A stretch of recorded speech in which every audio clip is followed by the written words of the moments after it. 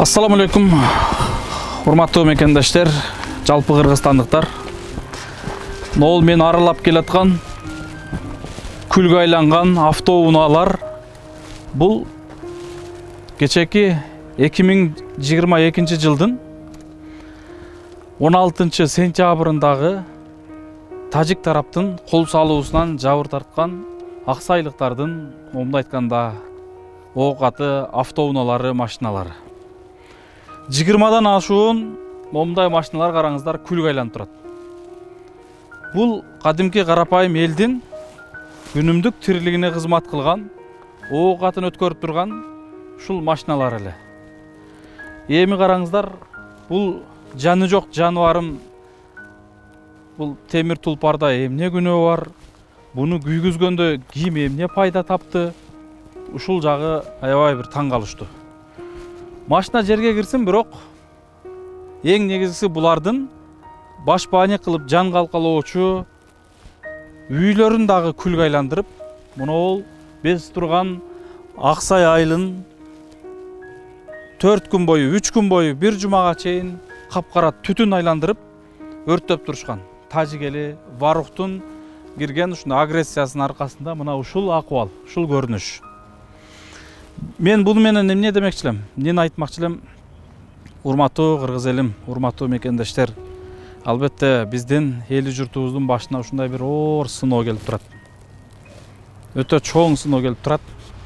Бул сыноонун аркасында дагы бир жакшы ийгилик, жаңылык турар. Бул күндөр дагы артта калат. Бул күндөр дагы бир тарых баракчаларына жазылып калат.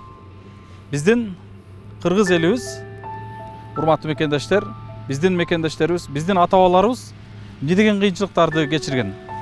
Үркүндү баштан өткөргөн, 41-жылы согушту баштан өткөргөн, андан өткөн ачарчылыкты баштан өткөргөн, кыскасын айта берсе, мындан дагы кыйынчылык сыноолорду баштан өткөргөн.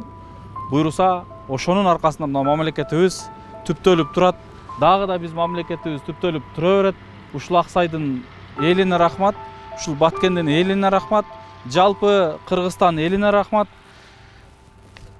20 жылдап, 30 жылдап чогулткан оокаттары мынтип күйүп турса дагы, бир тууган, бир боор, жалгыз бир тууган баласынан дагы айрылып турган болсо дагы, бирок урматтуу мекендештер, булар эч кандай мамлекеттин бир дагы метр жерин, 1 сантиметр жерин душмандарга берип коюудан аркага чегинбей келатат. Алла разы болсун. Аллах таалам сиздерге күч кубат берген болсун. Жана Баткенде жашабаган, Баткенге буту менен басып келбеген, жөн эле эфирдин аркасында көрүп тургандар, кыргыздын мен уулумун деген кыргыздын мырзаларына айтып кетер элем. Биз мекенди сүйөлү, биз бир муштумдай биригели, биз бириксек эч кандай бизге бир дагы душман кол сала албайт.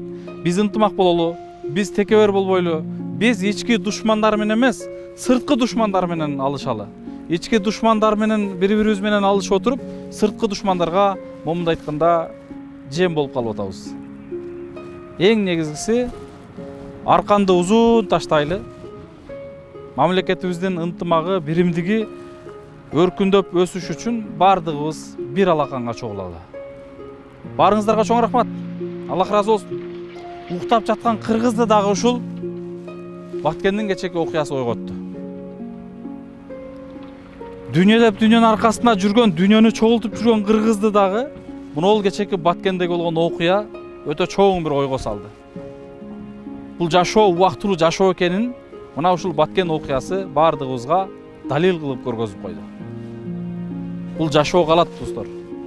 Бул жашоо, кыргызда сөз бар го, бектер кетет, эл калат, бетеге кетет, бел калат дейт. Бунун мааниси бул жашоодон кимдер гана өтпөгөн, падышалар кеткен, хандар өткөн, жада калса пайгамбарлар да кеткен. Бардыгыбыз кете турган жайыбыз бир. Акыреттик жашоого барабыз. Бул жашоонун кызыкчылыгы эмес, акыреттик жашоонун кызыкчылыгы үчүн жашайлы дейт элем. Аманчылыкта көрүшкөнчө. Ассаламу алейкум.